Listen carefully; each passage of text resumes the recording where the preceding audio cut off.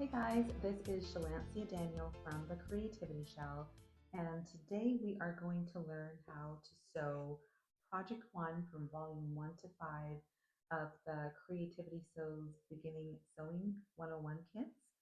This project is a simple drawstring bag. I love this project so much. I think it is one of the most fun and practical first projects for beginners to sew. It is something that you can use to store items. You can put your pencils, your money, change, cosmetics, toys, all kinds of good stuff. So let's get our materials and supplies together and let's start sewing. Before you begin sewing this project, you're going to need some simple materials and supplies.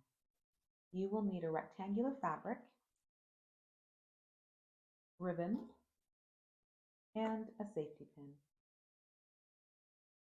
If you have the Creativity Sews Volume 101 Beginning Sewing Kit, there's enough fabric and supplies in this kit for you to make 2 drawstring bags. Your first step is to give the top of your fabric about a 1/2 inch fold. You can iron this, and then you want to fold it back again by about 1 inch. So you have a 1/2 inch and a 1 inch fold.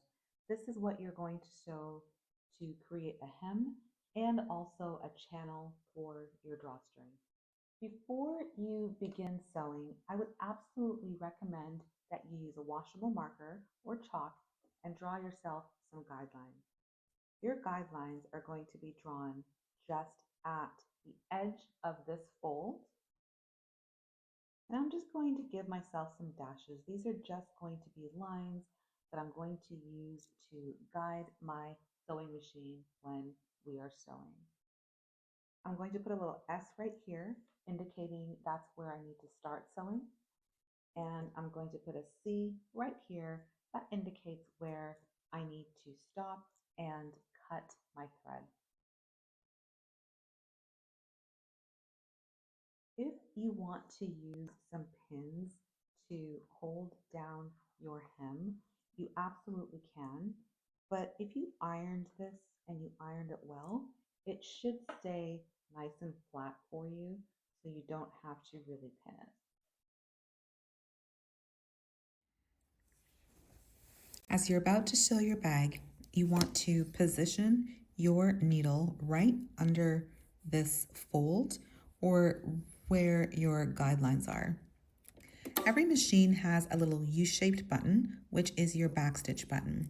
You're going to press that backstitch, hold it down, backstitch about 3 times, and then you are going to sew straight along your guidelines as close to this fold as possible without going over it. As you can see, my left hand is guiding my fabric and my thumb, is just being used to stabilize the fabric. I'm helping to guide it, but I'm not really pushing the fabric because my feed dogs under the machine are pushing this fabric along for me. If you are a beginning sewer and your machine also has a speed motor control, I would go ahead and turn that all the way down so that you can go nice and slow with this stitch until you start working up your speed and accuracy to go a little bit faster. And you're going to sew all the way to the end. When you get to this C or the end of the fabric, you're going to backstitch about 3 times, and then you are going to cut your threads, raise that presser foot, and remove your fabric from the machine. Congratulations, you just sewed your first stitch and your first hem. Your next step, you are going to take this fabric, you're going to fold it together, bright sides to bright sides. The bright side of my fabric is going to be the side that does not have my guidelines, but a nice, simple, and smooth seam line. Okay, we are going to now sew in a right angle triangle. We're going to start from our S, which is at the base of this seam line. We're going to draw some guidelines. If you're thinking and just wondering how much of a seam allowance you should use between your guidelines and the edge of your fabric, a good maybe ½ inch or so right now is a good starting point. Once you start quilting, you will learn that ½ inch seam allowance, but for now, just giving yourself enough space that you can securely sew your stitch. You're going to put another C here, which is going to be your cut line. And I'm going to just make myself a little dot at this corner.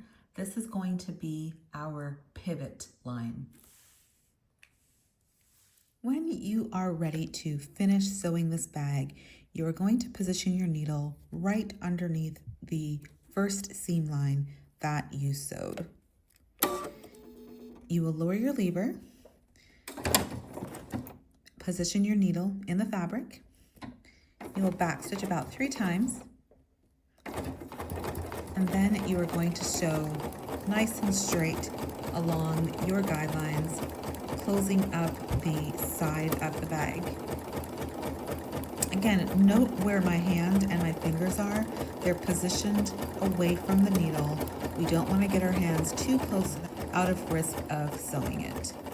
When you get to this corner, this is what we call a pivot. You are going to leave your needle in the fabric, raise your presser foot, turn your fabric 90 degrees counterclockwise, lower your presser foot again, and continue sewing all the way to the end.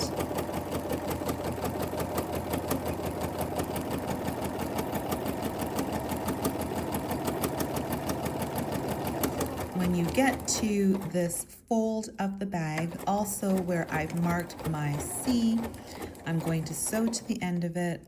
I'm going to backstitch about 3 times, and then I will cut my thread, raise my presser foot, and remove this fabric from the machine. If you have any loose threads, this is a really good time to do some quality control and get these threads out of the way. And at this point, you have just sewn your first drawstring bag. You can turn it over to the right side and you are almost finished. Sewing is a great activity to work on your fine motor skills and strengthen them. For this next step, we are going to use this channel that we created for our drawstring bag. We are going to tie a safety pin to a ribbon, and we are going to insert our ribbon into the channel of the drawstring bag, and we're going to push this pin and pull the fabric. We're going to push this pin and pull the fabric all the way to the other side of your exit point.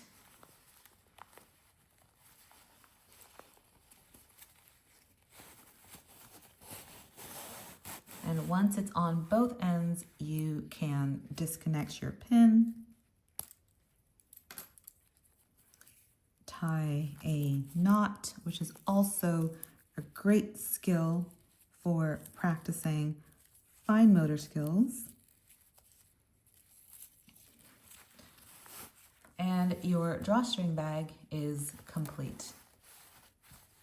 You can use this bag now to just store all kinds of goodies.